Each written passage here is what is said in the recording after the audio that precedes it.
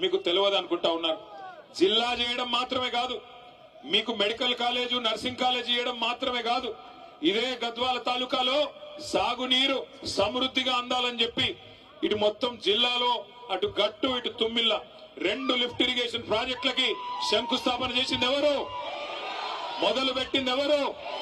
సరే, తుమ్మిళ్ళ పూర్తయింది, గట్టు కూడా మనం దిగిపోయే నాటికి దాదాపు 40-45% పూర్తయింది. 40-45% పూర్తయిన గట్టు ఎత్తిపోతల పథకాన్ని ఇవాళ పండబెట్టి మరి నీళ్లు ఇవ్వకుండా ఎండబెడుతున్నది ఎవరు? ఎవరు? కాంగ్రెసేనా? 22 నెలలు అయిపోయింది, ఇంకో 2 నెలలు అయితే 2 నెలలు నిండిపోతుంది. ఎన్ని మాయ మాటలు, ఎన్ని రకాల మాటలు.